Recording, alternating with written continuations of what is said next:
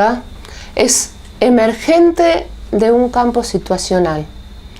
¿Qué quiere decir esto? Es decir, que solamente puede ser entendida en una situación, es decir, si analizamos el contexto del cual esa conducta emerge. Si nosotros estuviéramos, por ejemplo, dando esta clase en una escuela de psicología social, se entendería cuál es mi conducta.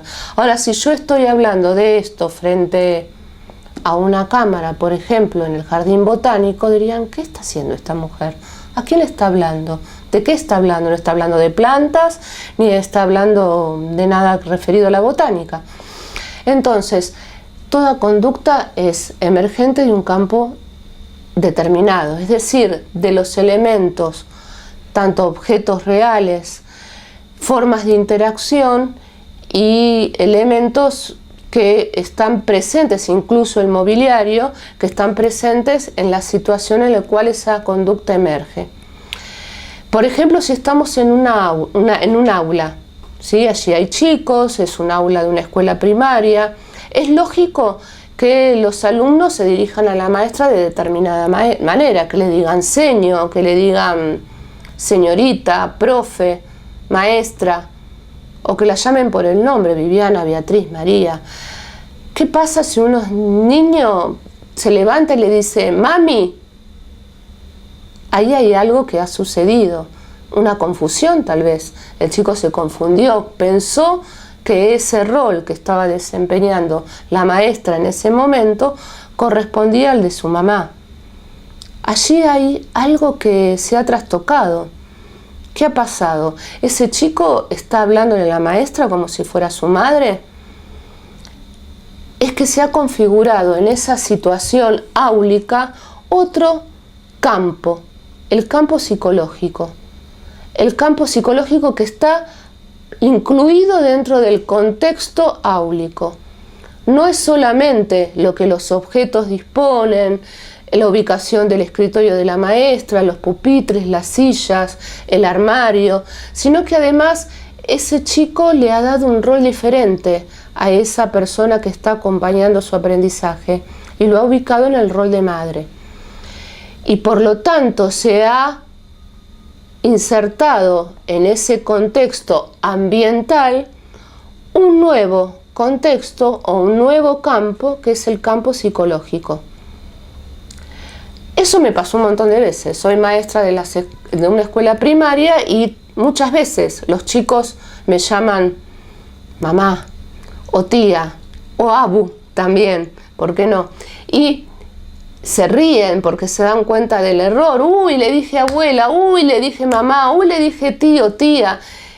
Y se ríen porque se dan cuenta del fallido, ¿sí? Pero es evidente que allí hay algo en el vínculo que pudieron asociar. Y por lo tanto, la estructuración de su campo psicológico tuvo lugar en ese contexto ambiental, en ese campo ambiental.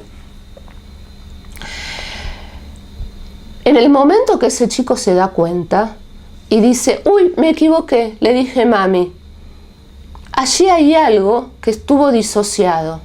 Es decir, ha podido establecer una conciencia acerca de su acto fallido.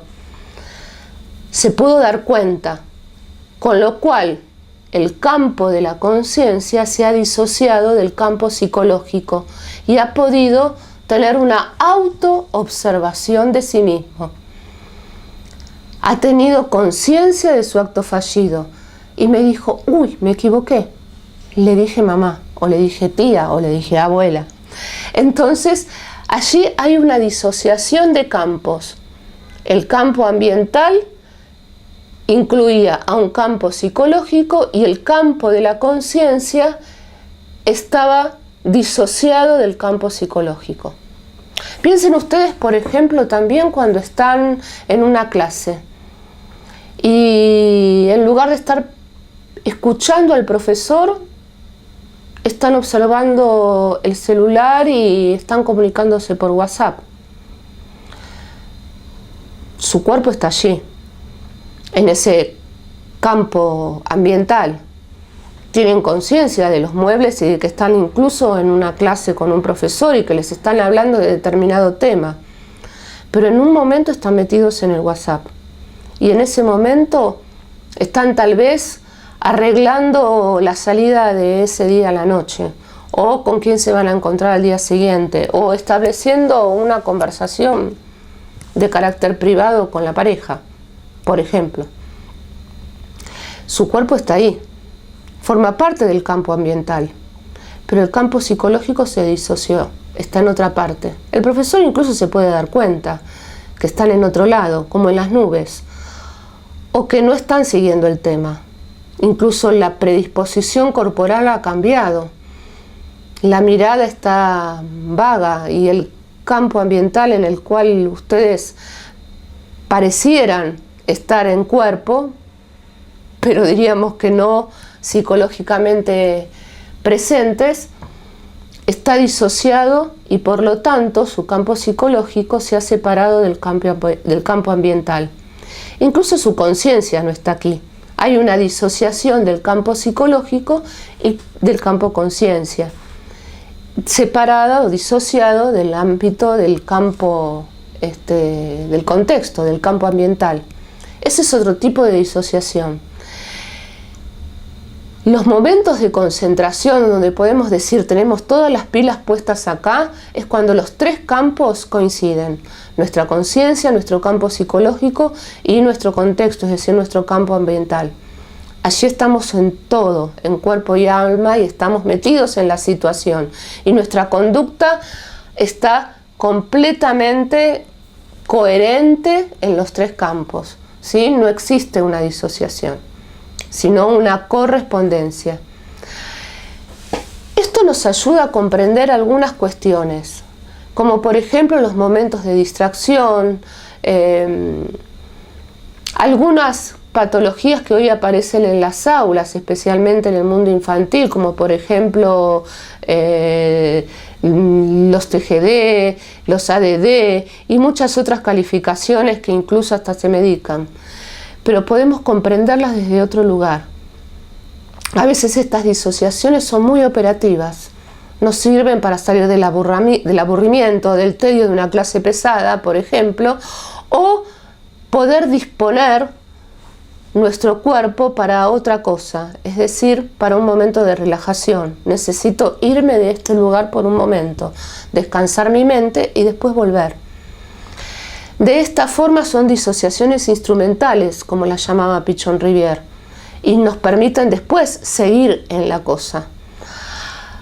Diferente es cuando estas disociaciones se realizan de un modo estereotipado, es decir, cuando son recurrentes, fijas, y adoptan cierta rigidez, es decir, cierta manera de no adaptarse activamente a la realidad y de estar por afuera de esa realidad.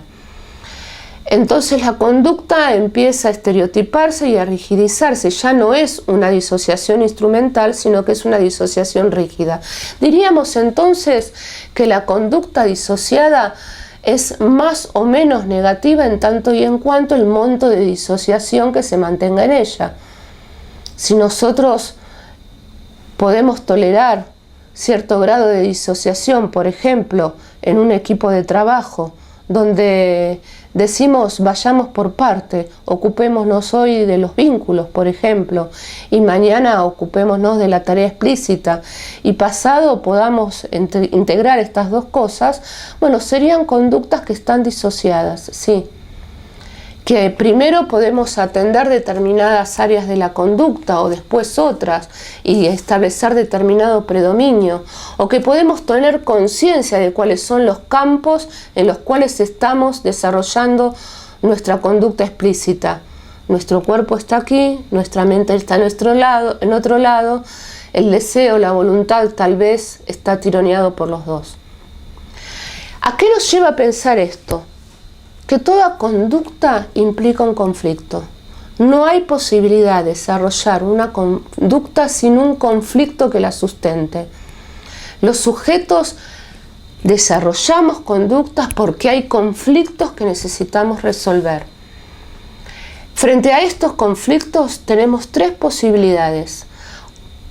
O el conflicto representa que estamos tratando de resolver una situación en la cual tenemos que elegir por dos cosas positivas, me interesa la clase, pero también me interesa preparar la salida con mis amigos de esta noche y tengo que resolver qué hago de las dos y trato de hacer las dos y no puedo y este es un conflicto, le presto atención, no le presto atención, resuelvo en el WhatsApp, no resuelvo en el WhatsApp, lo dejo después, pero me quedo sin la salida y la clase me interesa.